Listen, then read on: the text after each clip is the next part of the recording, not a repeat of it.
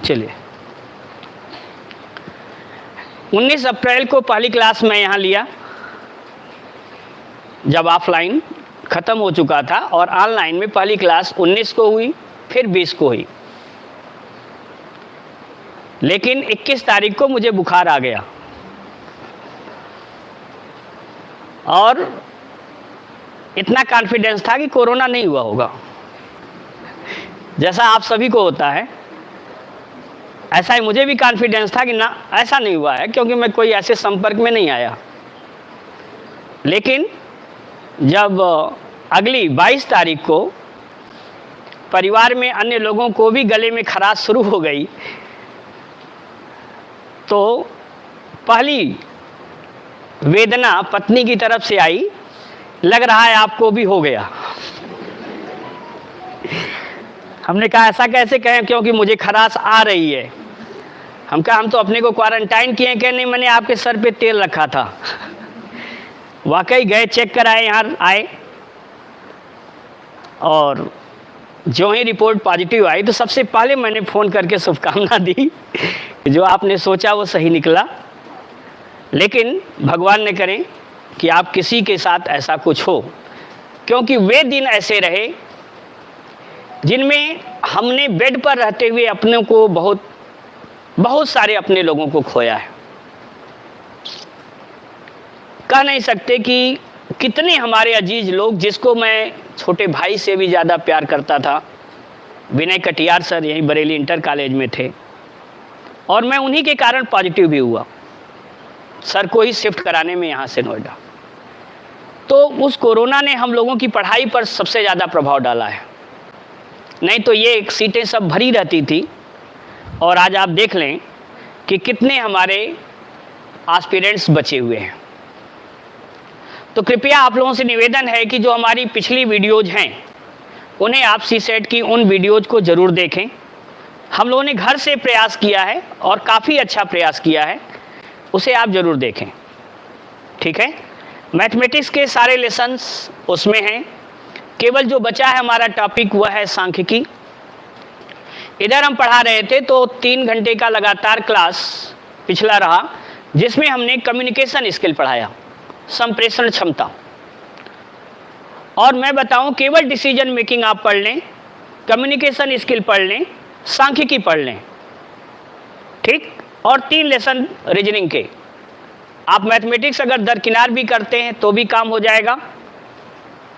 हिंदी में आपके विद्वान प्रवीणा जी हैं ही, इनका आप पढ़ लें तो आपके गद्यांश काफ़ी मिलते हैं, अनुच्छेद मिलते हैं, परिच्छेद मिलते हैं, आते हैं, वो आपका उससे हो जाएगा।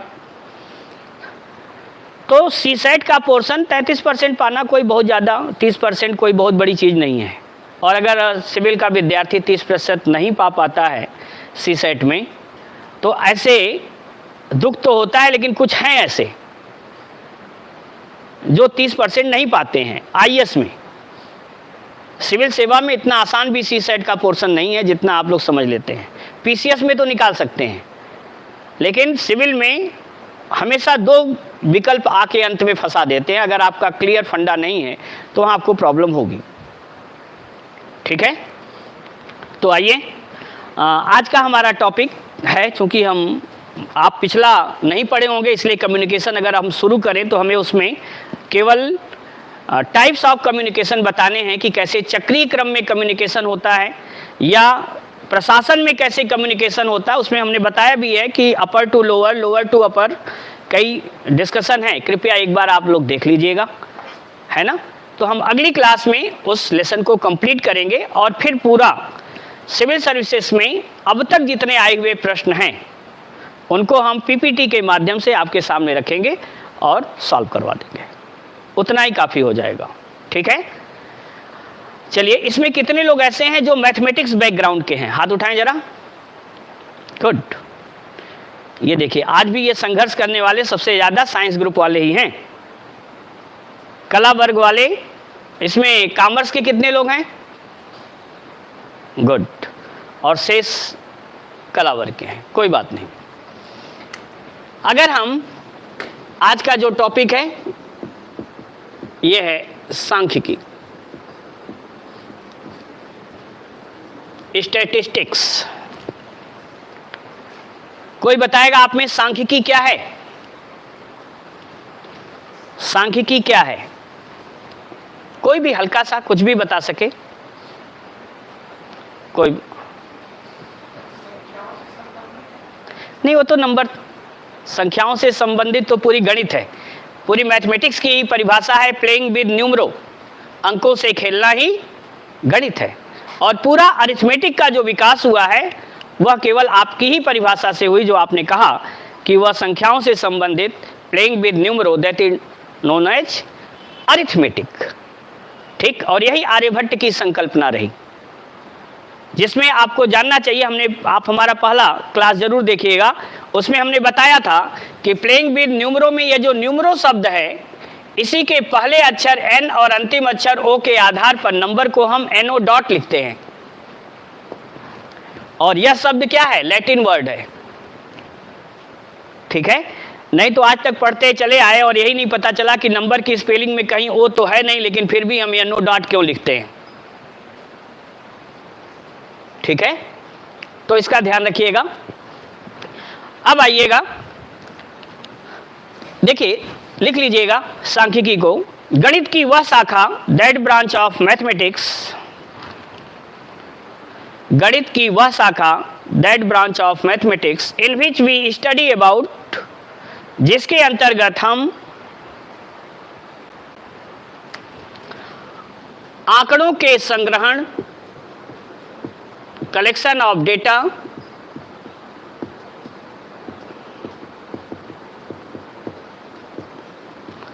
उनके निरूपण, दियर रिप्रेजेंटेशन, आंकड़ों के संग्रहण, निरूपण,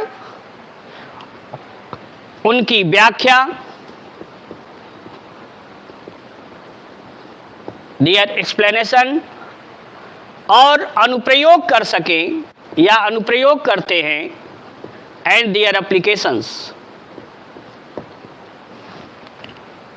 सांख्यिकी कहलाता है, इज नोन एज स्टैटिस्टिक्स।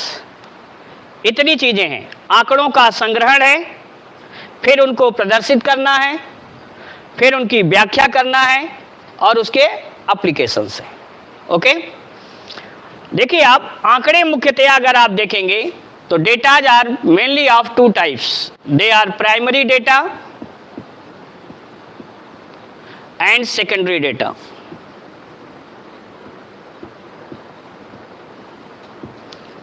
प्राथमिक आंकड़े और द्वितीयक आंकड़े। ठीक है, प्राथमिक आंकड़े क्या हैं? Primary data. जो इंडिविजुअल डेटा होते हैं वे प्राइमरी डेटा कहलाते हैं। जैसे कोई आंकड़ा ऐसा बताइए जो प्राइमरी हो, इंडिविजुअल आपका हो। कभी घर जा करके परिवार रजिस्टर से नकल बनवाए हैं सेक्रेटरी के पास? नहीं बनवाए, कोई बात नहीं है। घर पे कभी कोई 2011 में आया रहा होगा पारिवारिक जनसंख्या की गणना करने के लिए, जल्दी ही फिर पहुंचने वाले हैं लोग, तो देखेंगे कि पूरा एक पेज, अब तो मान लीजिए कंप्यूटराइज हो गया, मोबाइल से होगा, पूरा एक पेज आपके लिए होता था, जिसमें पूरे आपके परिवार के बारे में ही लिखा होगा कि आपके दादाजी हैं, अगर जीवित हैं तो उनका नाम, पिताजी का नाम, आपका नाम। ठीक है, घर में जो मैरिड हैं, जिनके साथ जो पेरेंट्स हैं, उनके साथ जो रिलेशनशिप है, वो पूरा उसमें लिखा जाता है। आपकी एजुकेशनल क्वालिफिकेशन क्या है, इनके सहित पूरे आंकड़े एक साथ इकट्ठे होते हैं। ये आंकड़ा आपका इंडिविजुअल आंकड़ा हुआ, आपके इंडिविजुअल परिवार का आंकड़ा हुआ, और इसे हम क्या कहते हैं? Primary data. आपकी मार्कशीट क्या है? प्राथमिक आंकड़ा है। बोलिए, आप एक मार्कशीट मान लीजिए हाई स्कूल की आपकी मार्कशीट है, वो आपका व्यक्तिगत आंकड़ा है, वह क्या हुआ? प्राइमरी। लेकिन एक ही क्लास के मान लीजिए 50 विद्यार्थी हैं साइंस ग्रुप के, और उन बच्चों का जो रिजल्ट आया, उस रिजल्ट को अगर एक विद्यालय शो कर रहा है कि मान लीजिए 60 students appeared in the examination and in that examination 80% student got first division, 20% got second division and no student fail or not third division. कोई भी विद्यार्थी न तो फेल हुआ न तो तृतीय श्रेणी प्राप्त हुआ। यह आंकड़े के अंदर आपका आंकड़ा छुपा हुआ है ना, लेकिन वह जो आंकड़ा हुआ वह उस विद्यालय के साइंस स्ट्रीम का आंकड़ा हुआ। तो वह जो प्राथमिक आंकड़ों को अगर आपस में मिला दें तो जो आंकड़ा बनेगा वो क्या होगा। अगर हम सेंसस की बात करें तो आपका आंकड़ा मिलकर के एक मोहल्ले का आंकड़ा बनेगा, एक कॉलोनी का आंकड़ा बनेगा, फिर वह मिलकर के एक ब्लॉक का आंकड़ा बनेगा, फिर ब्लॉक से आगे आप जाएंगे तो प्रदेश का आंकड़ा बनेगा, तहसील का बनेगा, प्रदेश का बनेगा और फिर पूरे देश का होगा। ठीक है, लेकिन जहां भी मिक्सअप हुआ वह सभी आंकड़े क्या हो गए, द्वितीयक आंकड़े हो गए या सेकेंडरी डेटा हो गया। ओके, इनको रिप्रेजेंट अगर करना है तो वह रिप्रेजेंटेशन भी दो प्रकार के होंगे। आंकड़े या तो वर्गीकृत होंगे और दूसरा क्या होगा, अवर्गीकृत, क्लासिफाइड एंड नॉन क्लासिफाइड। ये दो प्रकार से हम आंकड़ों को तोड़ते हैं। क्लासिफाइड और नॉन क्लासिफाइड में क्या है, अगर हम आंकड़ों को कोई भी उसके बीच स्पेसिफिक डिफरेंस नहीं है, हम लिख दें एक विद्यार्थी 13 नंबर पाया, एक 19 पाया, 27 पाया, 34 पाया, एक 21 पाया, 24 पाया, 45 पा गया, 39 पा गया, ऐसे हम दिखा रहे हैं। ये क्या है, जिग जैग, ये अवर्गीकृत है। लेकिन अगर इन्हीं को हम सारणीबद्ध कर दें या हम इनको ग्राफिकल रिप्रेजेंटेशन कर दें तो यही आंकड़े क्या हो जाएंगे, वर्गीकृत हो जाएंगे, क्लासिफाइड हो जाएंगे। ओके, ठीक है। तो हम आंकड़ों को अगर वर्गीकृत करना चाहें, इधर शायद दिखाई नहीं दे रहा होगा ना, हटा दें। अगर इन्हें हम क्लासिफाइड करें तो यह आंकड़े नंबर 1 बटेगा जिसे हम कहते हैं सारणीयन। दिखाई दे रहा होगा, ठीक है, टेबुलेशन। दूसरा होगा that is graphical representation. Graphical representation में आएगा नंबर 1 बार डायग्राम,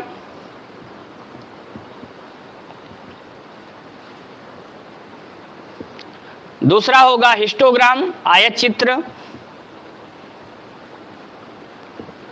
तीसरा होगा इसमें फ्रीक्वेंसी डायग्राम, बारंबारता आरेख,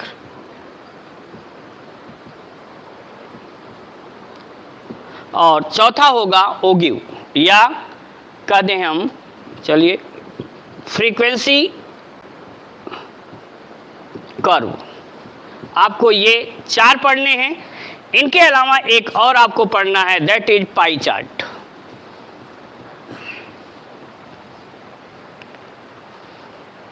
ठीक है, ये आपके सिलेबस में है। इनके अलावा इन आंकड़ों को जब हम केंद्रीय प्रवृत्ति के अंतर्गत पढ़ेंगे, सेंट्रल टेंडेंसी के अंतर्गत, तो केंद्रीय प्रवृत्ति के अंतर्गत कोई बताए भाई क्या क्या पढ़ना होता है। हमेशा पीसीएस में एक सवाल जरूर आता है कि केंद्रीय प्रवृत्ति के अंतर्गत निम्न में से कौन सा नहीं है, विच of the below is not under central tendency. कौन बताएंगे आप? इसके अंतर्गत ऑप्शन ऐसे रहेगा, मीन, रेंज, अगर जो पिछला पीसीएस दिए हों वो भी देखेंगे, मीडियन एंड मॉड। हिंदी में अगर कहें समांतर, माध्य,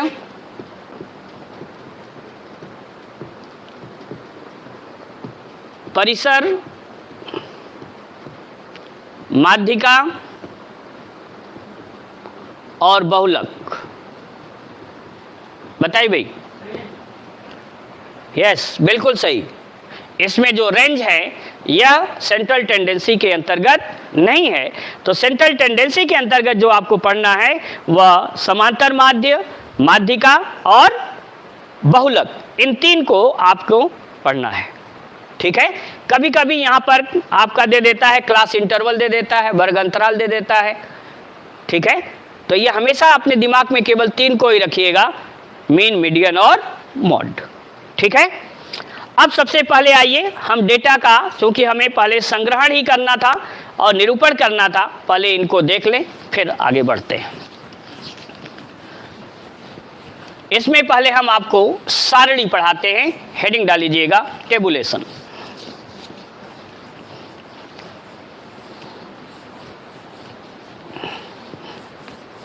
आंकड़ों का सार्डियन। ध्यान रखिए, अगर देखा जाए तो यह जो टॉपिक है जो मैं आपको पढ़ा रहा हूं, मीन मीडियन मॉड को अगर हटा दिया जाए ये तीनों, तो जो आंकड़ों का संग्रहण आपको पढ़ाने जा रहा हूं, यह इतना क्रिटिकलिटी तक होता है कि कॉमन एप्टीट्यूड टेस्ट अगर आप देखें का पेपर कैट, तो भी DI वहाँ मिलती है, डेटा इंटरप्रिटेशन के नाम से। बैंक PO में जाएंगे तो वहाँ भी मिलेगा आपको, ठीक है। क्लर्क में जाएंगे वहाँ भी मिलेगा, स्टाफ सिलेक्शन कमीशन का एग्जाम देंगे वहाँ भी मिलेगा, UPSC में देंगे वहाँ भी मिलेगा। और पहले तो 40 नंबर की सांख्यिकी आती थी मेंस में, ठीक है। और जल्दी ही आपको फिर से इससे मुलाकात होगी, चिंता न करें, आइएगा। अच्छा, इसमें सर सभी लोग ऐसे हैं जिनका रजिस्ट्रेशन है? टैबलेट मिला किसी को? मिलने वाला है? नहीं, पहले ही निगेटिविटी क्यों सोच रही हो? हाँ, इसका मतलब है कि नहीं मिलेगा? नहीं, आधों का, इन कौन से आधे हैं जिनका नाम है बताओ, हम यहाँ से एब्सेंट करके भेजें, ठीक है। तो कहीं न कहीं फॉल्ट हुई होगी, कहीं न कहीं फॉल्ट हुई होगी।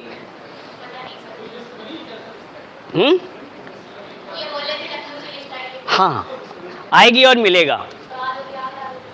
चलिए, नहीं आधे आधे क्यों कहा? ये सांख्यिकी का लेसन चला, गणित का पीरियड है। आधे आधे का देने का मतलब है कि 50% को मिल रहा है, 50% को नहीं मिल रहा है। ऐसा आंकड़ा आपके पास कैसे आया? तो अब देखिए, आप अपनी बातों से मुकर गई। आप कह रही 25% को हो सकता है।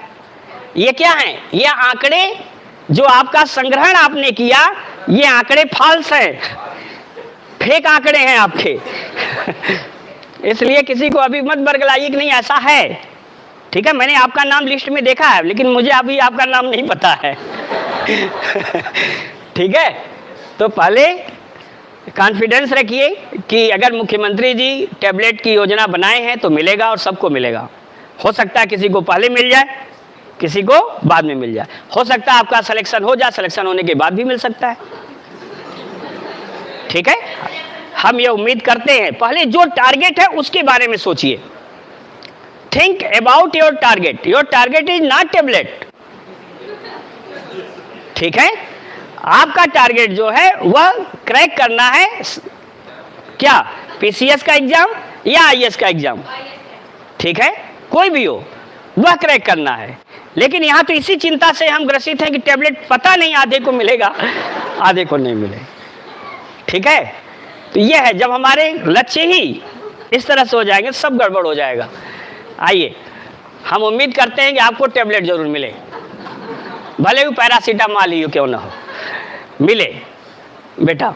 देखिए, यहाँ हम बता रहे हैं, पहले लिखिएगा आप लोग। सार्डियन का पहला उदाहरण देने जा रहा हूँ। उत्तर प्रदेश में गेहूं का उत्पादन, राइट डाउन, कापी कलम अगर हो तो। उत्तर प्रदेश में गेहूं का उत्पादन, the production of wheat in UP. Uttar Pradesh में गेहूं का उत्पादन वर्ष 2010 से 2016 तक, फ्रॉम 2010 टू 2010 से टिल 2016, 2016 तक लाख मीट्रिक टन में निम्न प्रकार प्रदर्शित है, are represented in lakhs metric ton. Lakh metric ton में प्रदर्शित है, ठीक ना। ये हम बताने चल रहे हैं आपको। तो जरा बताएं भाई कि 1 मीट्रिक टन में कितने टन होते हैं?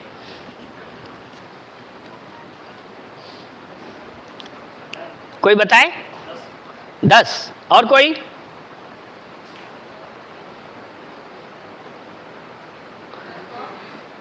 अब बताइए अधिकारियों, अगर आप पहुंच गए, किसी ट्रक को आपने रोक लिया, और उसने आपने पूछा कि भाई कितना माल लदा है, आपने उसने कहा सर 30 टन है। अच्छा चलो सही है, कम से कम 25 मीट्रिक टन से तो कम है ना, क्योंकि आपके आंकड़े में लिखा था कि 25 मीट्रिक टन से ज्यादा लेकर नहीं चल सकते हैं। उसने कहा 30 टन, तो आपका चलो तब सही है, कोई बात नहीं, लेके जाओ। ऐसा करेंगे? देखिए, मीट्रिक टन कहने का मतलब यहां है कि इस डेटा को हम MKS प्रणाली के अंतर्गत बता रहे हैं, मीटर, किलोग्राम और सेकेंड सिस्टम के अंतर्गत बता रहे हैं, इसलिए मीट्रिक टन कहा जा रहा है, क्योंकि FPS सिस्टम में भी टन आएगा, समझ गए? इसलिए आपके लिए यह मीट्रिक टन है, वह टन ही है। ओके, दूसरी चीज आपसे पूछा जाए, एक सामान्य प्रश्न आपसे पूछ रहा हूं, अक्सर इंटरव्यू में भी पूछ दिया जाता है, पूछें? ठीक, बताइएगा, अगर 1 किलोग्राम पोटैटो का दाम, जिसे आलू कहते हैं आप, 20 रुपए है ना, आंकड़ों का विश्लेषण हम कर रहे हैं, 20 रुपए है। सुबह सुबह कोई मान लीजिए घर पर प्रयोजन था, आपके पिताजी ने कहा कि बेटा पैसा निकाल लो पर्स से, एक कट्टा या बोरा ले लो, मार्केट जाओ और ऐसा करो कि 5 हेक्टोग्राम आलू लेकर आओ। कितना लाना था? 5 हेक्टोग्राम आलू लेकर आना था। पैसा आपने भरपूर निकाल लिया है, ठीक है, 2000 की नोट आप लेके गए, पैसा आपके पास पर्याप्त है। अब कोई बताए आप में से कि 5 हेक्टोग्राम जो आलू आपने खरीदा उसके लिए कितना पैसा खर्च किया, जबकि आलू 20 रुपए किलो था? कौन बताएगा? 60? क्या 60 रुपए आपने खर्च किया? पहला ऑप्शन मिल चुका, 60 रुपए। कोई और? 5 हेक्टोग्राम आलू खरीदना था। और बताएं जो लोग खरीदे हों।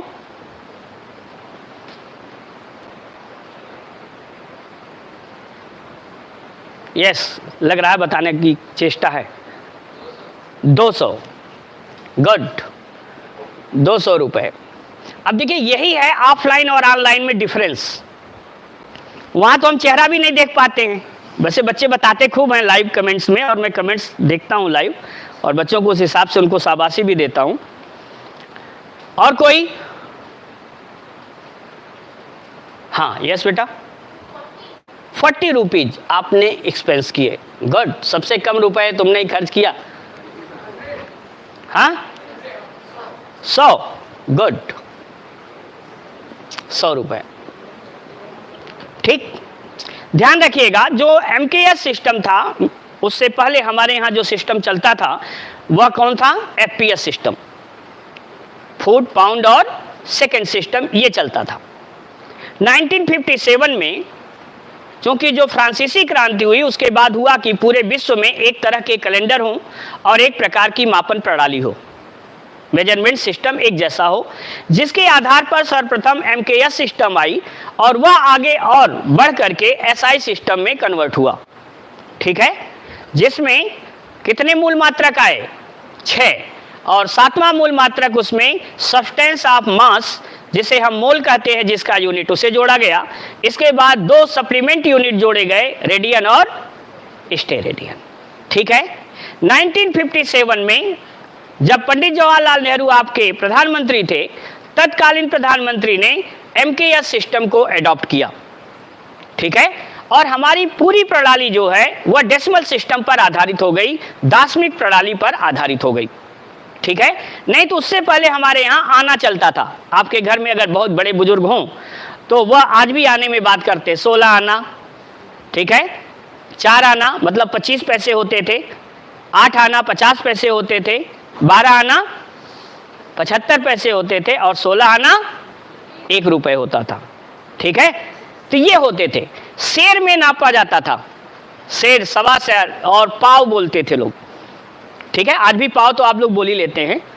ठीक है, उस दौरान जो था वह यूनिट गज में नापा जाता था। गज, गज से हम किस में आए? मीटर में आए। लेकिन आज जहां आपको अपनी जरूरत होती है वहां तो आप गज का इस्तेमाल करते हैं।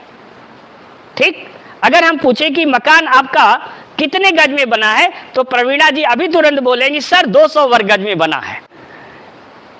ठीक है, लेकिन अगर मैं पूछूं कितने वर्ग मीटर में बना है तब नहीं पता। 1957 में हमने स्वीकार किया और कहां आ गए 2021। बोलिए, आप खुद अपने से आकलन करके बताइए कि क्या ये हमारे लिए गलत नहीं रहा कि हम आज हेक्टोग्राम को नहीं समझ पाए। स्व आकलन भी जरूरी है। दूसरा पढ़ा रहा होता है, विद्यार्थी सामने बैठ करके मुस्कुराता है, ऐसे लगता है कि सबसे बड़ा विद्वान बैठा है सामने, हम पढ़ा रहे हैं, कुछ गलत तो नहीं है। आदमी खुद का मूल्यांकन कभी नहीं कर पाता है। ध्यान दें, डे का 10 है किलो हजार, हेक्टो से समझो 100 बार। ये क्लास 4th की चीज है।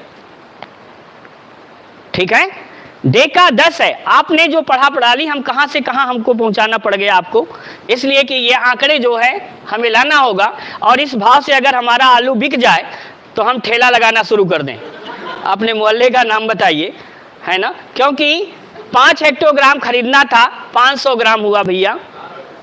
हमने कहा ना, हेक्टो से समझो 100 बार। 5 हेक्टोग्राम 500 ग्राम, 20 रुपए का आलू। अगर कोई 60 रुपए दे तो भी अच्छा है।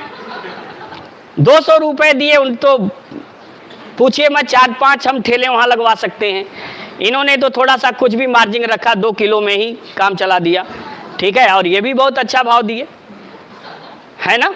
पिताजी भी आगने के बाद ठोकेंगे ही, नालायक पैसा बर्बाद करके चला आया। क्योंकि देखिए, ये एक साइकोलॉजी आपके लिए बनाई गई। क्या कि आप पैसा भरपूर लेके गए, 2000 की नोट, है ना। और दूसरी साइकोलॉजी बनाई गई, आप कट्टा लेकर गए तो जरूर ज्यादा से ज्यादा तो लाना ही होगा। अब 5 हेक्टोग्राम इतना कम भी सर नहीं पूछ रहे होंगे। यही है सिविल सेवा, और कुछ नहीं है। हम अपने को पहले खुद भरपूर मान ले, अरे यार आईएएस है, मजाक बात है ना। जिलाधिकारी सभी लोग बनना चाहते हैं।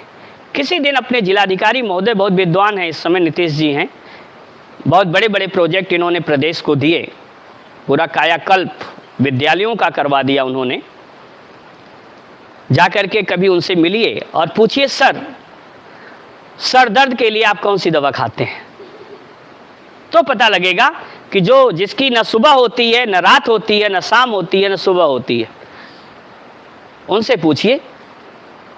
और पता नहीं है कि आज हम यहाँ हैं तो अगले दिन हम रहेंगे भी या हमारा ट्रांसफर न हो जाए। इतना उत्तरदायित्व होता है, इतने उत्तरदायित्वों के बोझ से एक आईएएस दबता है। हम यहाँ पढ़ रहे हैं, आप पढ़ा रहे हैं, आप पढ़ रहे हैं, इसकी भी कहीं न कहीं मॉनिटरिंग की भूमिका उनके पास है, कमिश्नर साहब के पास है। तो थोड़ा सा अपने दिमाग को पूरा विस्तृत, एक ह्यूज सोच रखिए। हर एक छोटी चीज को बड़े में सोचना शुरू कर दीजिए, अपने आप उस दृष्टांत को आप पा जाएंगे। तो यहाँ पर इसका ध्यान रखिए भाई, 1957 से 2021 का सफ़र तय करते हुए अगर हमारे नौजवान, हमारे बच्चे अगर हमारे एमकेएस सिस्टम को नहीं जान पाए तो ये कहीं न कहीं हमारी शिक्षा पद्धति का दोष है, मेरा अपना भी दोष है। ठीक है, कि जो हम नहीं पढ़ा पाए क्लास में, ये आपका ही दोष नहीं है। तो ये आज से ध्यान रखिएगा, ये है ग्राम, ठीक। इधर क्या होगा, डेकाग्राम, इधर होगा हेक्टो, और यहां कौन हो गया, किलो। इधर हो गया डेसी, सेंटी और मिली, है ना। दिक्कत क्या हुई कि जब यह प्रणाली आई, यह पीएस हटाया जा रहा था, तो अब हुआ कि कैसे सेट हो। तो उनका जो स्केल था, फिट है ना, उस स्केल पर एक तरफ एमकेएस ला दिया गया और दूसरी तरफ एफपीएस कर दिया गया। आज भी आप देखिए, आपकी स्केल वैसे ही पड़ी है, एक तरफ आप इंच में है कि नहीं है, एक तरफ आंकड़ा इंच में होगा और दूसरी तरफ उसी पर आंकड़ा मिलीमीटर और सेंटीमीटर में है। इसलिए हम आज भी वहीं के वहीं रह गए। अगर वो हटा दिया होता इंच तो हम एकदम सही हो गए होते। ठीक है, अब बता दीजिए केवल एक छोटी सी बात, और आप सोचेंगे कि मैडम ही अच्छा थी, 3 घंटे पढ़ा दी होती, ये तो आए तो सर आज जो है पूछना ही पूछना शुरू कर दिए। हम पूछ इसलिए रहे हैं कि आपके अंदर अवेयरनेस आए। 1 इंच में कितने सेंटीमीटर होते हैं? 1 इंच में कितने सेंटीमीटर? हाँ जी, 3 सेंटीमीटर। कहाँ पढ़ लिया? 2.5 सेंटीमीटर पढ़ा। अच्छा, आज जाकर के स्केल घर पे देखिएगा, है ना? अभी कभी भी पूरे अच्छे से आंख भर नहीं देख पाए, देखे तो, लेकिन जैसा देखना चाहिए था वैसा नहीं देखे आप। 1 इंच में 2.54 सेंटीमीटर होता है, आज से ध्यान रखिएगा। और ये डिफरेंस कहाँ मिलता है? जब आप 1 गज की बात करते हैं ना, कितने फीट होते हैं? 3 फीट। कितने होते हैं? 3 फीट। आप 1 फीट देखेंगे यहां पर तो 12 इंच होता है ना? ये पूर्ण होता है। गुणा करेंगे 12 चौक 48, 12 पचे 60, 4 64, 12 दूना 24, 36। कितना आ गया? 30.48 सेंटीमीटर। 1 फीट बराबर कितना हुआ? 30.48 सेंटीमीटर। 1 गज चलिए जरा, 3 का गुणा करिए, 3/24, 3 चौक को 12, 2 14, कितना आ गया? 91.44 सेंटीमीटर। देख रहे हैं, लगभग 1.5 सेंटीमीटर का अंतर होने जा रहा है। ठीक है, ये क्या रहा? एरर रही जो आप कर रहे थे अभी अभी, 2.5 सेंटीमीटर कह करके, है ना? आप कहेंगे अरे सर थोड़ा बहुत तो हो ही जाता है ना? ये थोड़ा बहुत नहीं होगा। यहाँ 1 नंबर के कम होने से एक व्यक्ति IRS हो जाता है और दूसरा IPS में पहुंच जाता है ना? दोनों में बहुत अंतर है। इसलिए चलिए, कोई बात नहीं है, ये संयोग रहा कि हम लोग ऑफलाइन ज़्यादा नहीं मिले, नहीं तो आज तक ये स्थितियाँ नहीं रही होती। हम लोग 2021 में ही रहे होते, है ना? तो ये ग्राम है, 1 डेकाग्राम में 10 ग्राम, 1 हेक्टोग्राम में 100 ग्राम, 1 किलोग्राम में 1000 ग्राम। ठीक, इधर आएंगे 1/10, 1/100 और 1/1000 होता है ना? यहाँ देसी ये ग्राम कर लीजिएगा भैया, सेंटीग्राम। ओके, तो इस तरह से ही हमारी प्रणाली भी है, दार्शनिक प्रणाली। कैसे? हम ऐसे लिखते हैं, ध्यान दीजिए, 2345.675। देखिए, यह गुणे 1 है, ये गुणे 10, गुणे 100 और ये गुणे 1000। हुआ कि नहीं? और इधर देखिए, 1/10, 1/100, 1/1000। इनका स्थानीय मान कहेंगे 5, इसका 40, 300 और 2000, है कि नहीं? इधर करते हैं 6/10, 7/100, 5/1000। यही दार्शनिक प्रणाली है जिसे हमने 1957 में स्वीकार किया, और यही प्रणाली हमारी कहाँ आ गई? मापन में भी, मेजरमेंट में भी आ गई। अंडरस्टूड? तो केवल ये मीटरी टन पर इतना आप लोगों को लेक्चर देना पड़ा। अब तो समझ में आ गया होगा। सूत्र जरूर याद रखिएगा, डेका 10 है, किलो 1000, हेक्टो से समझे 100 बार। हेक्टो का क्या अर्थ है? 100, 100 टाइम्स। तो हम बता रहे थे उत्तर प्रदेश में गेहूं का उत्पादन लाख मीट्रिक टन में।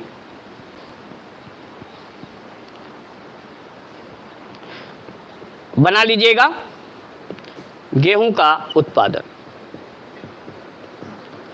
यह है वर्ष, और दूसरा है उत्पादन,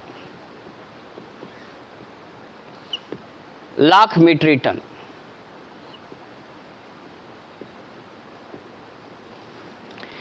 यह है आपका वर्ष 2010, 2011, 12, 13, 2014, 15 और 16 तक कहा गया था शायद।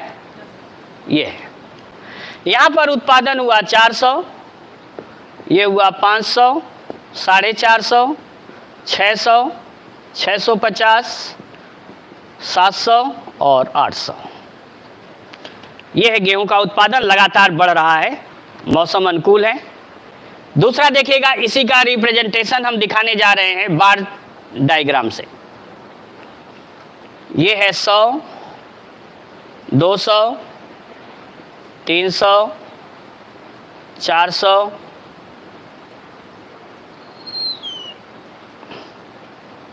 500, 600, 700 और 800।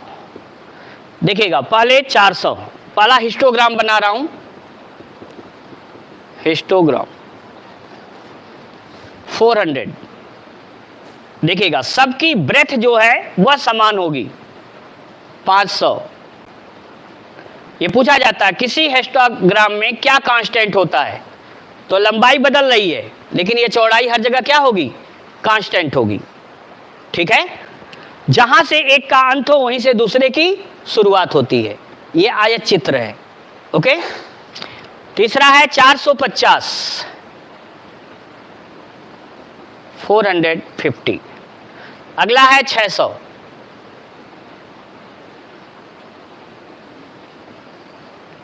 फिर है 650,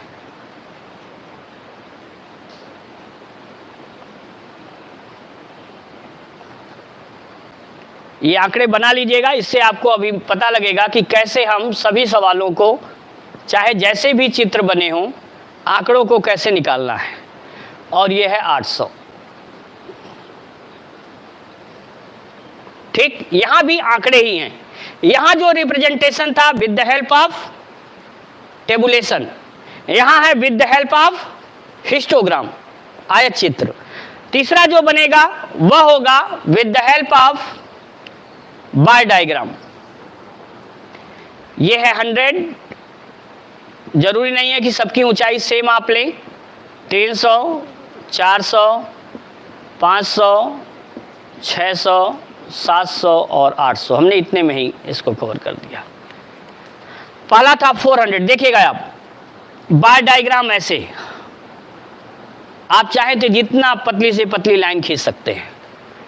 500, यहां क्या होगा, इनके बीच ये जो डिफरेंस है ये सेम होगा।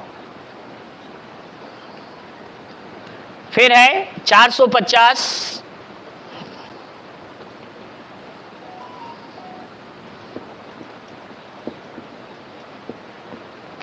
600,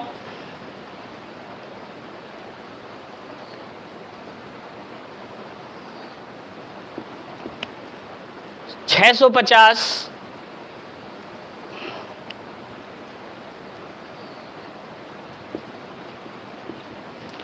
700 और 800।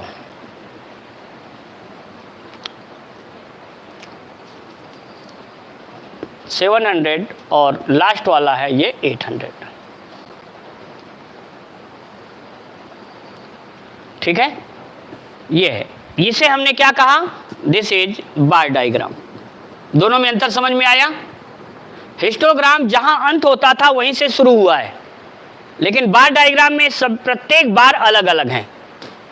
ठीक है, इसके बाद आता है इसी में, अगर देखिए आप, इनके हम इन मध्य बिंदुओं को ले लें ऐसे ऐसे, और इनको आप मिला दें, देखिए ये है, ये क्या बन गया, बारंबारता आरेख। क्या बना, आरेख। अगर इनको हम यहां से मिला दें और इसको इधर से मिला दें तो वह बारंबारता बहुभुज हो जाता। ठीक है, मतलब फ्रीक्वेंसी पॉलीगोनल हो जाता। ओके, अब इन आंकड़ों की मदद से हमें कैसे सवाल लगाने होते हैं, लिखिएगा पहला सवाल। ठीक है, बना भी लीजिएगा, अगर मन हो तो आप क्लिक कर लीजिए, कोई जरूरी नहीं है, घर पे जाके खूब अच्छे से बनाइएगा। लिखिए पहला सवाल, दिए गए आंकड़ों का औसत उत्पादन क्या था। What is average production of the given years. दिए गए वर्षों का औसत उत्पादन क्या है? What is average production of the given years? हमारे वर्ष कहाँ से कहाँ तक हैं? 2010 से 2016 तक। कितने वर्ष हुए? 6 है ना, गिनिए। 1 2 3 4 5 6, सॉरी 7 है। 2010 से 2016 तक 7। सब जोड़ करके कितने से भाग देना है? 7 से भाग देना है। तो जल्दी जोड़िए, कितना आया? गुड। 0 हुआ, 5 5 10, 1 8 9 7 16 6 22 5 22 6 28 4 32 5 37 और 4 4100। ठीक है, बटे कितना? 7। एवरेज प्रोडक्शन आ जाएगा 7 5 35, 60, 7 8 56, 40, 7 5 35, 5 40, है ना, इतना लाख मीट्री टन। दूसरा सवाल, कितने वर्षों का उत्पादन, production for how many years, कितने वर्षों का उत्पादन औसत उत्पादन से अधिक है? Production for how many years are greater than average production. देखिए आज हम production for how many years are greater than average production, कितने वर्षों का उत्पादन औसत उत्पादन से अधिक रहा? हमने ध्यान नहीं दिया कि हमारे बच्चे ऑनलाइन भी होंगे, और मजे की बात यह है कि बच्चे जो है वेस्ट बंगाल तक से जुड़े हुए हैं, और बहुत अच्छे अच्छे बच्चे बहुत अच्छा रिस्पांस देते हैं।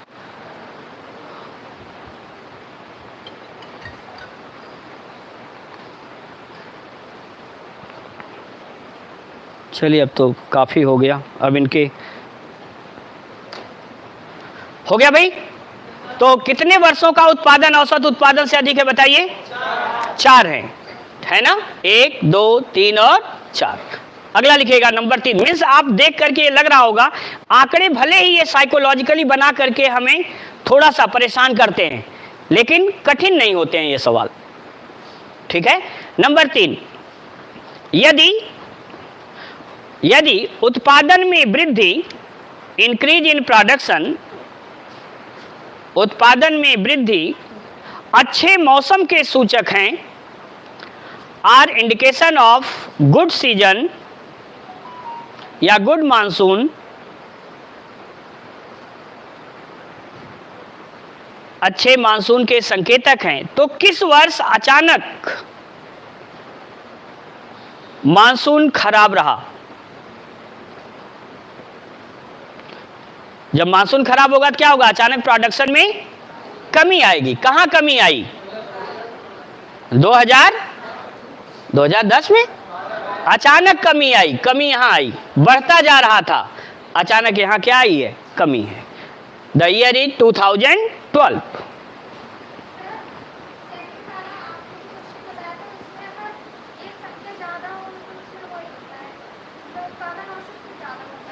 हाँ हाँ, क्या औसत कितना निकाला आपने? ये निकला ना। अब बताओ 585.5 से ज्यादा कौन कौन आंकड़ा है? कितने वर्षों का उत्पादन औसत उत्पादन से अधिक है? ईयर्स पूछा है, तो हमारे पास ईयर्स कौन कौन थे? 13, 14, 15 और 16। How many years? 4 ईयर्स। समझ गई? गुड। चलिए अगला लिखिएगा, किस वर्ष उत्पादन में सर्वाधिक प्रतिशत वृद्धि हुई? In which of the year the percentage production increase maximum? किस वर्ष उत्पादन में अधिकतम प्रतिशत वृद्धि हुई और कितना? And how much? बोलिएगा, कहां पे सर्वाधिक प्रतिशत वृद्धि हुई है?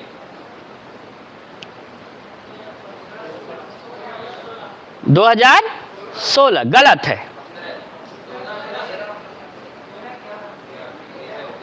कोई एक बोला था 2013। यहां देखिएगा आप, 450 से कितना बढ़ा? 600 बढ़ा। कितने की वृद्धि हुई? 150 की। कितने प्रतिशत वृद्धि हुई? 150 बटे 450 गुणे 100, 150 तिया 33 एंड 1/3% यहाँ वृद्धि हुई है सर्वाधिक। ठीक है, नहीं तो यहाँ देखिए 50, यहाँ 50, यहाँ कितना 100, 100 भी किसके मुकाबले, 700 के मुकाबले, तो बहुत छोटी अमाउंट आ जाएगी। ठीक है, अगला नेक्स्ट लिखेगा वर्ष 2011 की तुलना में इन कंपैरिजन ऑफ 2011, वर्ष 2011 की तुलना में 2016 में इन 2016 में उत्पादन लगभग कितने गुना हो गया? The production became how many times? 2011 की तुलना में 2016 में उत्पादन लगभग कितने गुना हो गया? क्या करें? 16 में कितना है और 2011 में कितना है, कितने गुना हुआ? 800 बटे 500। कैंसिल करें, 5 एक कम 5, 3 30 हुआ, 1.6 टाइम्स, 1.6 गुना।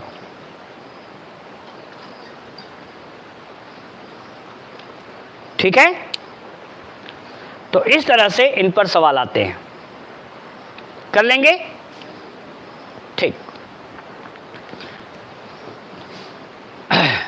अब चलिए एक और आंकड़ा बस बताऊंगा, उन्हें भी आप बता दें। ये डुअल नेचर का, ये तो अभी जो था ये सिंगल नेचर का है जिसे हम कहते हैं एक गुणी।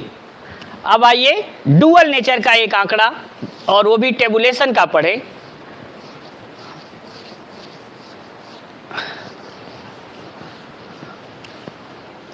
लिखिएगा,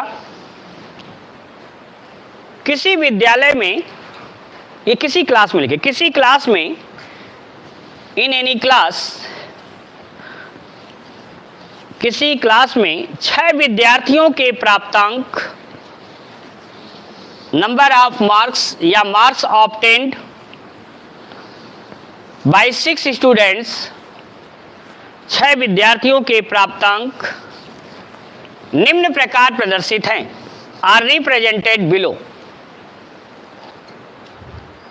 निम्न प्रकार प्रदर्शित हैं, आर रिप्रेजेंटेड बिलो। छात्र हैं, थोड़ा सा उससे स्टैंडर्ड है ये एग्जाम्पल, क्योंकि वहाँ तो 2 ही आंकड़े थे। विषय, विषय में है हिंदी,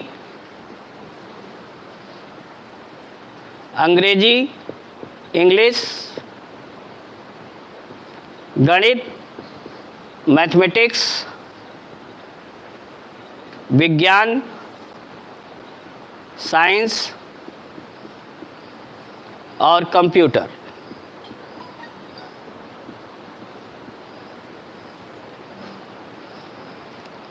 हिंदी है 50 मार्क्स की, अंग्रेजी भी 50 नंबर की है, गणित 200 नंबर की है।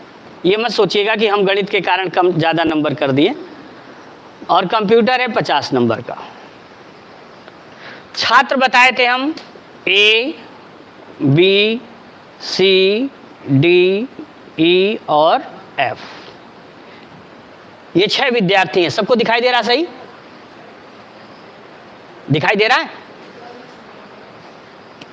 ऐसे कर देना है। चलिए, 50 नंबर की हिंदी, 50 नंबर की इंग्लिश, 200 नंबर की मैथमेटिक्स, 150 नंबर का साइंस है और 50 नंबर का कंप्यूटर है। हो गया?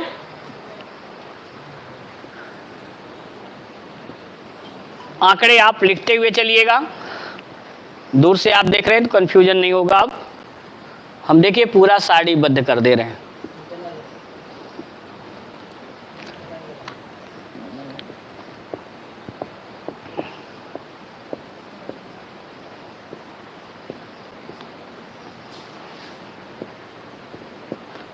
हिंदी में है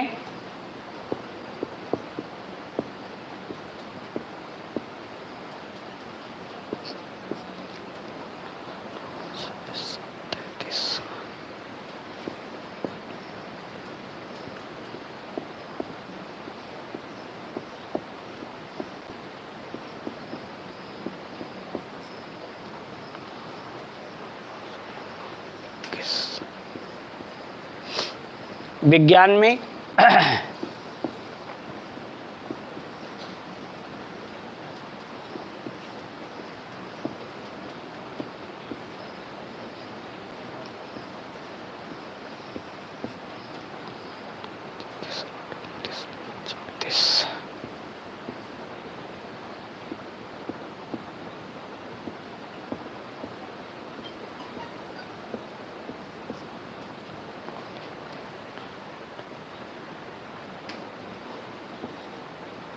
ये है। सभी आंकड़े आपके सामने हैं।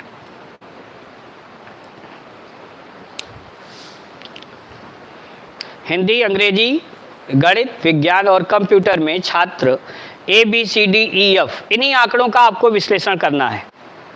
ये मानिए कि क्लास में 6 ही विद्यार्थी हैं। हो गया? लिखेगा नंबर 1 पहला सवाल और देखेंगे कि आप लोगों में से कौन उत्तर दे रहा है। कौन सा विद्यार्थी क्लास का टॉपर है?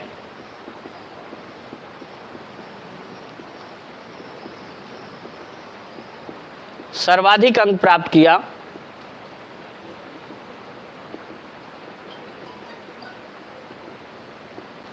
वह कितने प्रतिशत? And how many percent? Which of the student got maximum mark and how many percent? बच्चों, आज हमें खेद है कि हम आप लोगों की लाइव चैट को नहीं देख पा रहे हैं ऑफलाइन क्लास होने के साथ, इसलिए अगली क्लास में ऐसी गलती नहीं होगी। प्लीज़ आज के लिए इग्नोर करना, ये बात आप लोगों के लिए नहीं थी। नंबर 2, दूसरा है कौन विद्यार्थी सबसे कम अंक प्राप्त किया? Which of the student got minimum marks? सबसे कम अंक प्राप्त किया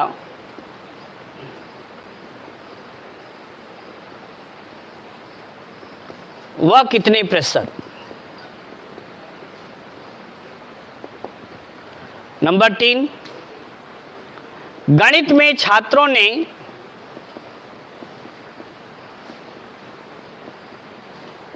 औसतन कितने प्रतिशत अंक प्राप्त किया? In mathematics student find how many percent average marks? औसतन कितने प्रतिशत अंक प्राप्त किया?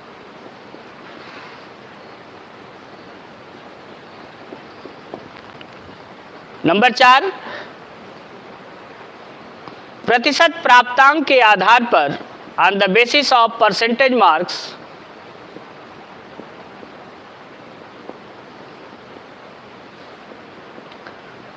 प्रतिशत प्राप्तांक के आधार पर कौन सी विषय छात्रों की सबसे रुचिकर विषय थी? Which of the subject is most interesting subject for the students?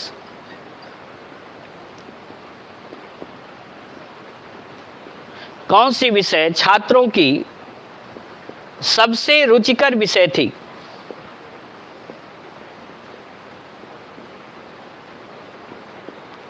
Which of the subject is most interesting subject for the students? And 5th, Hindi व अंग्रेजी में से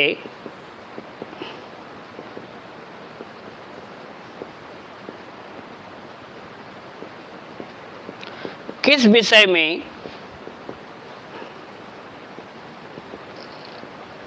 छात्रों ने औसतन अधिक अंक प्राप्त किया?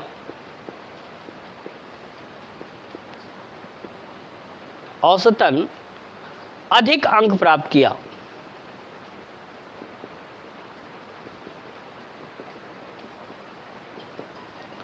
स्टूडेंट गॉट मैक्सिमम मार्क या excess mark in comparison to Hindi और इंग्लिश।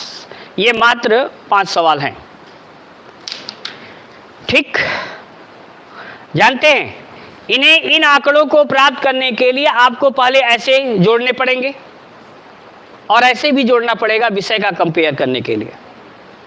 ठीक, जब तक आप खुद ऐसा एक इधर टेबल नहीं बनाएंगे योग का और एक यहाँ योग का टेबल नहीं बनाएंगे, ये सवाल नहीं लग सकता है।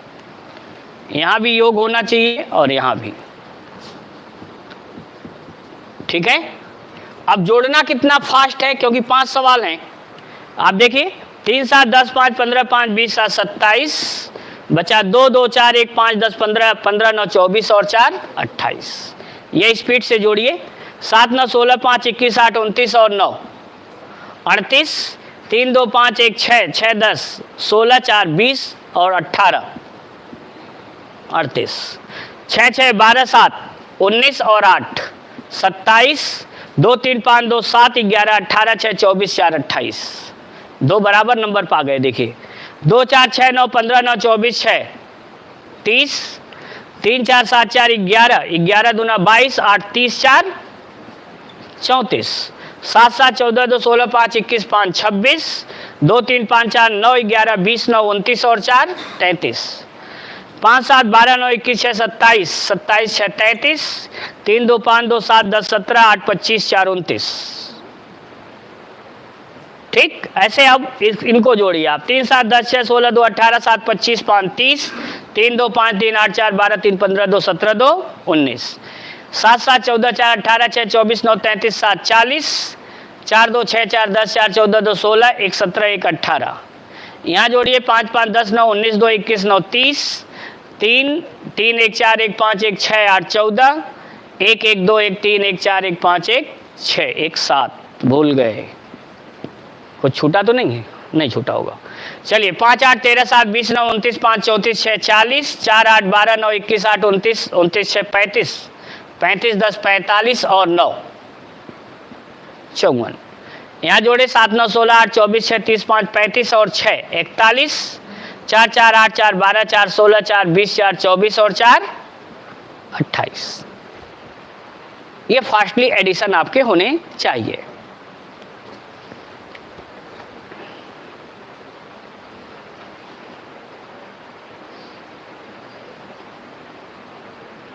हो गया।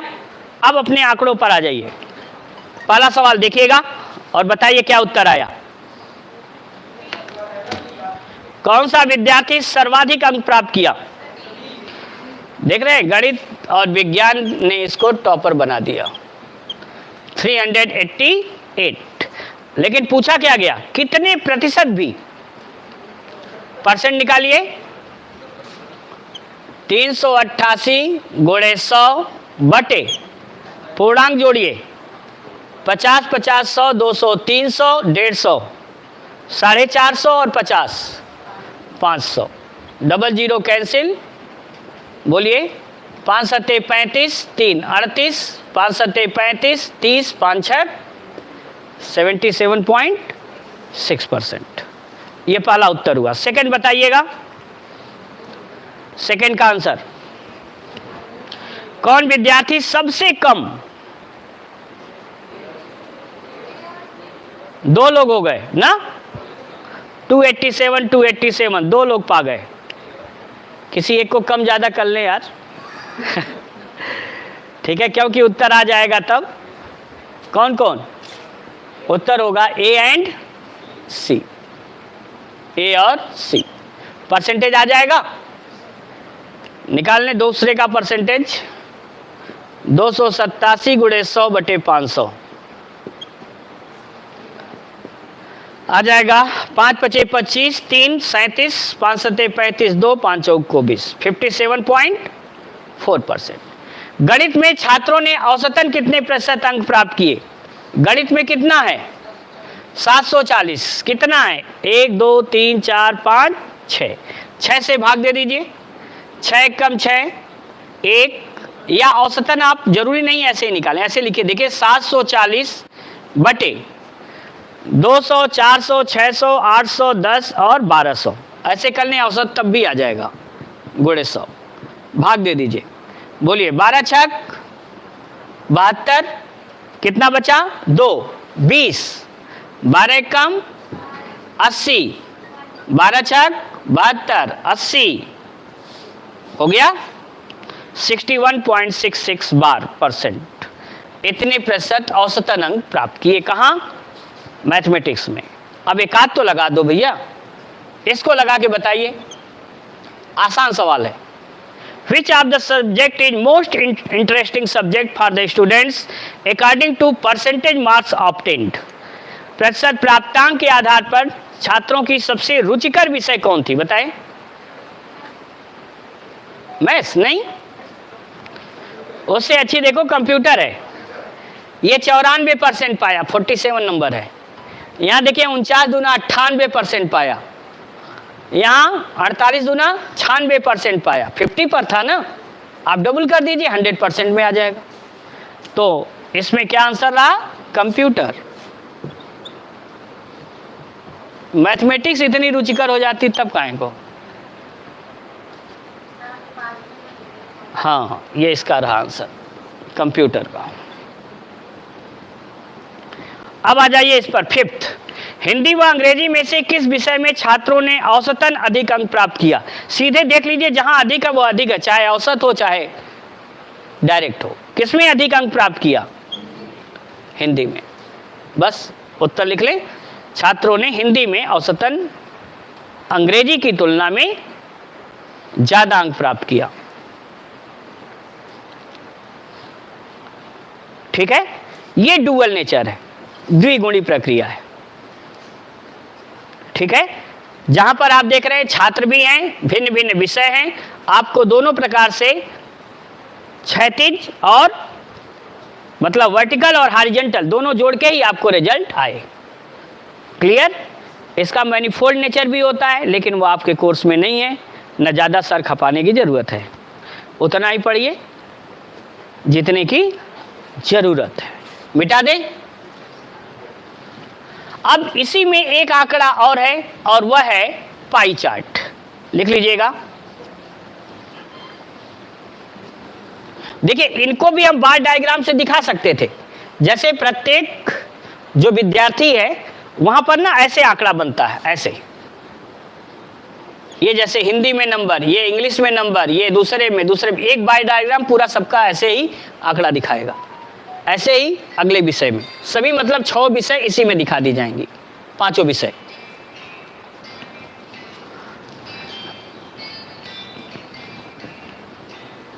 चलिए लिखेगा पाई चार्ट या वृत्तारेख। यदि आंकड़ों को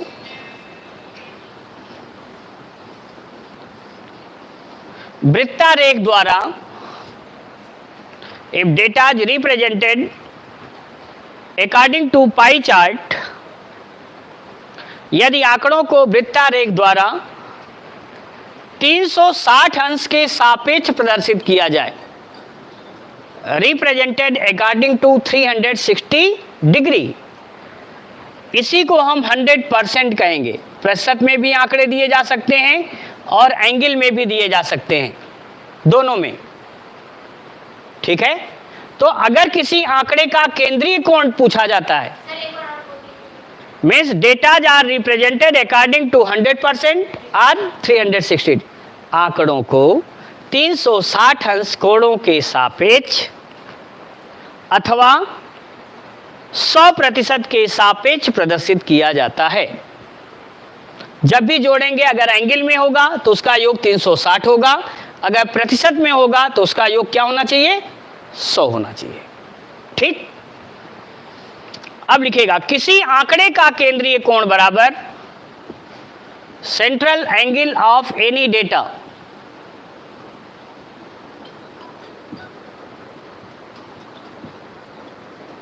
किसी आंकड़े का केंद्रीय कोण बराबर आंकड़े का मान, वैल्यू ऑफ डेटा बटे कुल मान, टोटल वैल्यू, इंटू 360 डिग्री गुणे 360 अंश। ठीक है, एक उदाहरण से अभी क्लियर हो जाएगा। लिखेगा, एक व्यक्ति का मासिक खर्च, the monthly expenditure of a person, निम्न पाई चार्ट द्वारा प्रदर्शित है। Are represented by below pie chart. निम्न पाई चार्ट द्वारा प्रदर्शित है।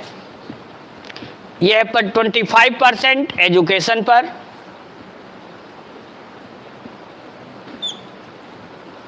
ये 20% है ट्रांसपोर्टेशन,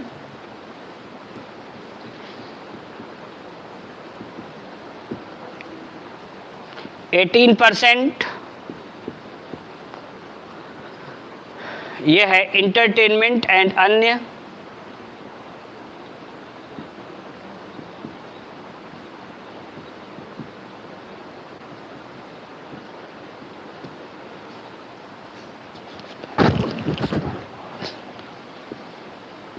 यह 30% डोमेस्टिक यूजेज, घरेलू खर्च,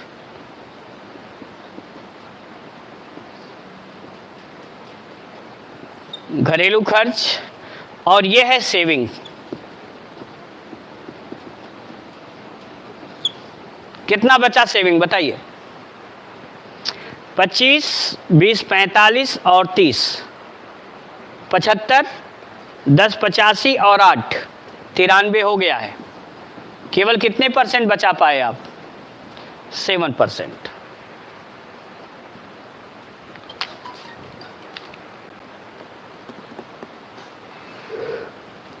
हो गया? पहला सवाल लिखिएगा, लिखिए एजुकेशन पर हुए खर्च का केंद्रीय कोण क्या है? What is central angle for the expenditure of education? शिक्षा पर हुए खर्च का केंद्रीय कोण क्या है? क्या लिखे बताइए? आंकड़े का मान क्या है? 25, कुल मान कितना है?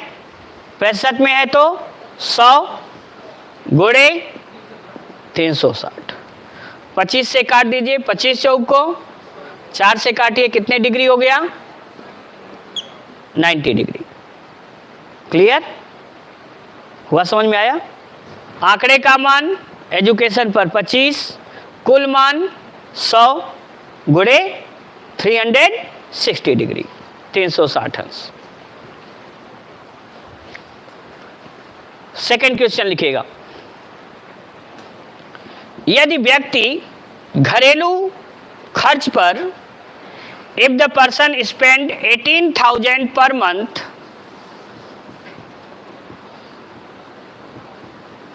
एट डोमेस्टिक यूजेज, यदि व्यक्ति घरेलू खर्च पर 18,000 रुपये प्रति माह खर्च करता हो तो उसका ट्रांसपोर्टेशन पर वार्षिक खर्च क्या है? Then what is his annual expenditure on transportation? तो परिवहन पर उसका वार्षिक खर्च क्या है? बोलिए क्या करें? ये 18,000 कितने प्रतिशत है? 30% है ना? तो पूरा कितना हो जाएगा? 18,000 बटे 30 गुणे 100। हमें कितने प्रतिशत निकालना है? 20% गुणे 20 बटे 100, और वो भी ईयरली। कितने महीने? 12। ये तो 100 से 100 गया बेचारा,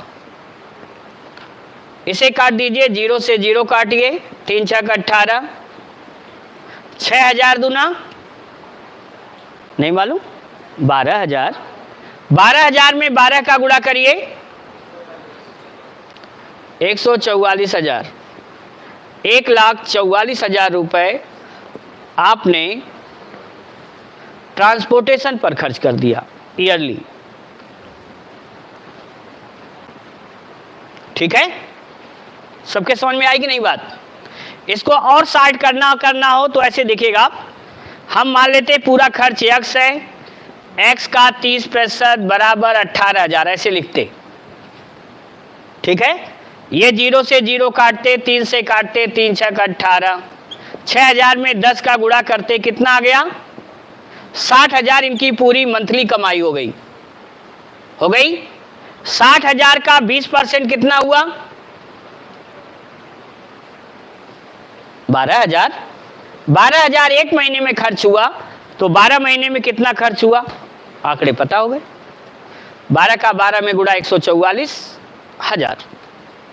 ठीक, अगला नेक्स्ट, यदि व्यक्ति की मंथली इनकम, अब अपने आप दे देगा, यदि व्यक्ति की मंथली इनकम 60,000 रुपए हो, 60,000 निकल भी चुका है, यदि व्यक्ति का मासिक आय 60,000 रुपए हो तो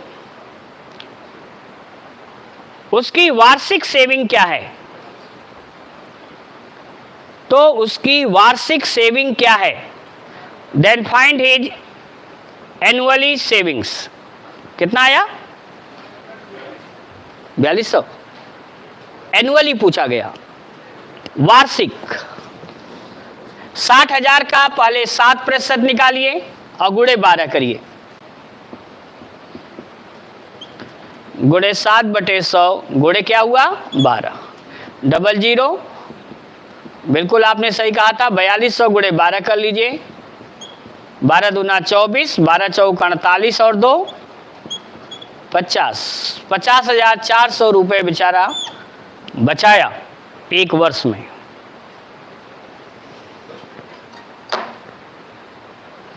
हो गया, ये रहा हमारा आंकड़ों का प्रेजेंटेशन। ऐसे पूछा जाता है in comparison to pie chart.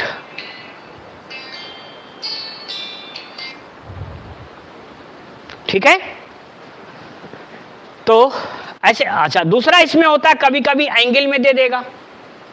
अगर यहां 90 डिग्री रहता और पूछता प्रतिशत कितना हुआ, तो हम क्या करते, आंकड़े का मान 90 बटे कुल मान क्या लिखते, 360 गुणे 100, वही आ जाता 25%। ठीक है, और दो ही प्रकार के आंकड़ों को प्रदर्शित किया जाता है, आइदर इन परसेंटेज और इन डिग्री। ठीक है, पाई चार्ट में। चलिए अब लिखिएगा, हेडिंग डालिए, केंद्रीय प्रवृत्ति के अंतर्गत आंकड़ों का वर्गीकरण, classification of data under central tendency. केंद्रीय प्रवृत्ति के अंतर्गत आंकड़ों का वर्गीकरण, classification of data under central tendency. आप लोग कल आएंगे, एक सीट हम करवाएंगे आपसे, है ना, केवल इसी टॉपिक का, एक फोटो स्टेट आपके पास पहुंचेगा।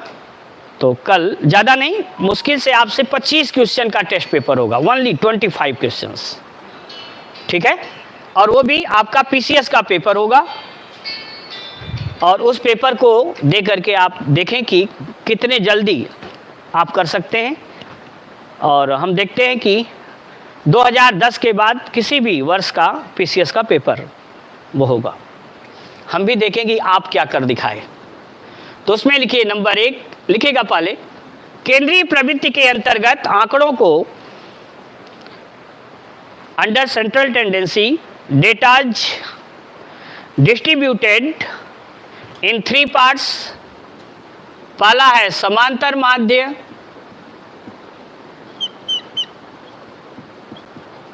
अरिथमेटिक मीन,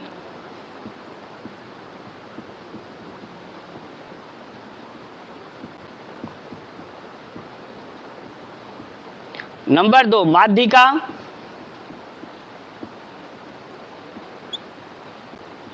मीडियन, और नंबर 3 बहुलक। मॉड। ये 3 स्वरूप में आपको पढ़ना है। ठीक है, जैसा हमने पहले क्वेश्चन से आपको बताया था, मीन, मीडियन एंड मॉड। अब हेडिंग डालिए, समांतर माध्य।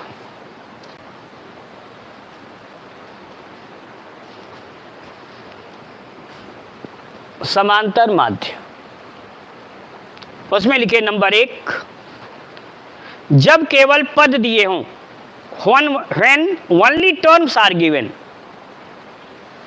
जब केवल पद दिए हों तो समांतर माध्य बराबर sigma x upon n. Sigma क्या है? एडिशन है, योग है, पदों का योग बटे पदों की संख्या। लिख ले, पदों का योग बटे पदों की संख्या। अगर आप एवरेज पढ़े हों तो यही सूत्र पढ़े होंगे, औसत का सूत्र यही पढ़े होंगे, सिग्मा एक्स अपॉन एन। अब लिखिए पहला सवाल, क्वेश्चन फर्स्ट। 2, 3, 5, 7, 11 का समांतर माध्य ज्ञात करें।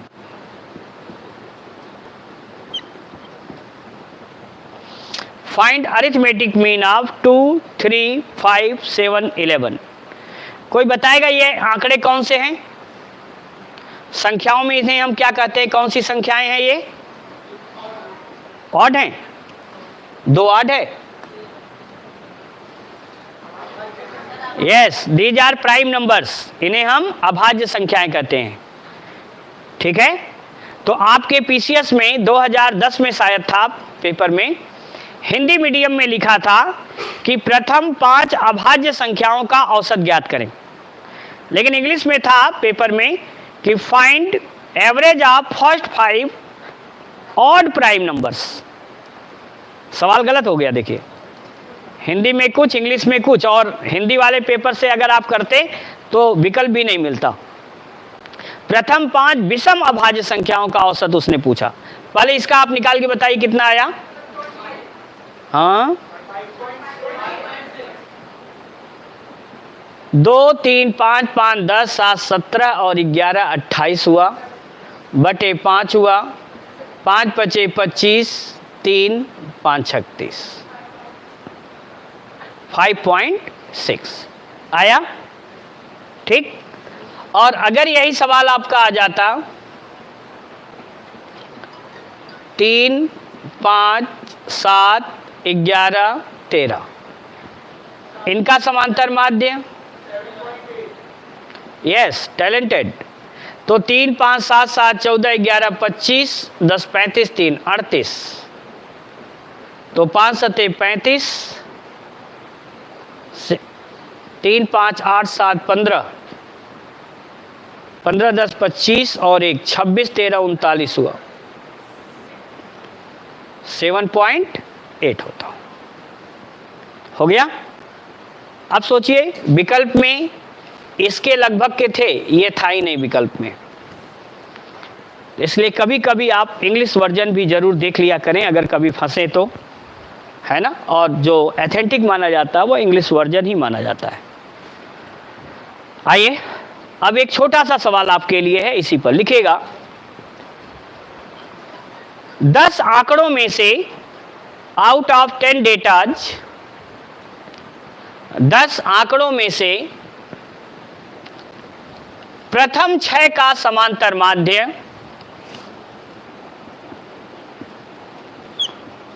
प्रथम 6 का समांतर माध्य 15 व अंतिम 4 का समांतर माध्य 20 है।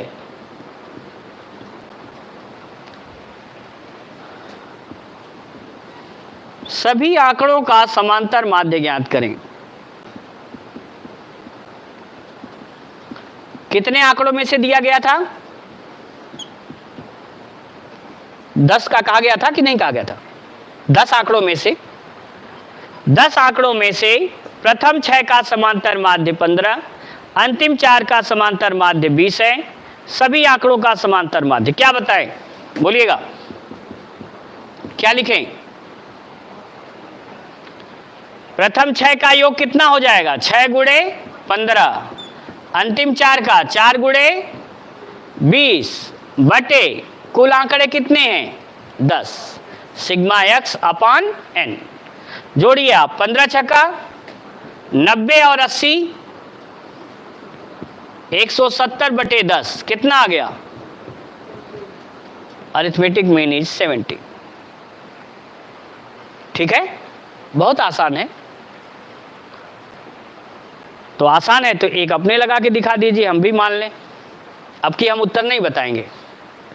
लिखेगा 7 संख्याओं का समांतर माध्य 25 है। The arithmetic mean of 7 numbers are 25।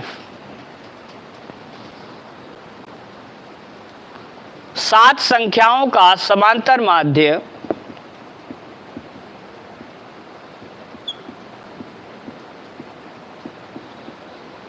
25 है, जिनमें प्रथम 4 का in which arithmetic mean of first 4 numbers, प्रथम 4 का समांतर माध्य 23 व अंतिम 4 का समांतर माध्य 26 है, सॉरी 29 है। फोर्थ संख्या ज्ञात करें, चौथी संख्या ज्ञात करें। लगा के बताइए क्या आया। पहला विकल्प ये बता रहे हैं 28। और कोई? कितना? 59। इम्पॉसिबल कि पॉसिबल है, देखते हैं, हो सकता है आप ही का सही हो जाए। और किसी का? 24। और कोई?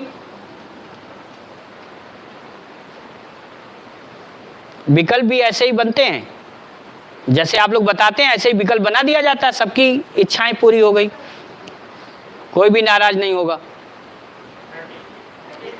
33। चलिए एक और ले लेते हैं, नन ऑफ दीज। देखिए आप 7 हैं, 1 2 3 4 5 6 7 है ना। ये प्रथम 4 हैं और ये अंतिम 4 हैं। कौन रिपीट हुआ? फोर्थ संख्या ही रिपीट हुई ना। तो फोर्थ संख्या बराबर प्रथम 4 का योग करिए 4 गुणे 23, अंतिम 4 का करिए 4 गुणे 29। इसमें से 7 संख्याओं का योग घटा दीजिए, वही जो रिपीट हो रही वही बचेगी। तो बोलिए 23 चौक को 92, यहाँ 4 9 36, 4 2 8 3 11, 25 7 175। जोड़िए 2 6 8 में से 5 घट गया 3, 11 9 20 में से 17 घट गया, गुड। देख लीजिए किसने बताया था? Good, super, talented. ठीक है, ये तो अभी मैंने बेहद सामान्य सवालों को बताया है आपको। ठीक है, अब इससे आगे ये हम लोग कल पढ़ेंगे, एक प्रैक्टिस सेट के साथ पढ़ेंगे। ठीक है, वह पेपर मुश्किल से आपके 20 मिनट्स का होगा और पहले हम इसको बना करके और आपका रिजल्ट कमिश्नर साहब के सामने पेश करेंगे। ठीक है, और ध्यान रखिएगा 15 डेज होते होते पूरा सीसेट का पेपर आपका होगा और सीसेट पेपर नेगेटिव मार्किंग के साथ जो रिजल्ट आएगा तो डिसाइड होगा कि किसको टैबलेट मिलना है ना। आप सभी का बहुत बहुत धन्यवाद। जय हिंद, जय भारत। आज की क्लास के लिए आप सबका धन्यवाद। कल फिर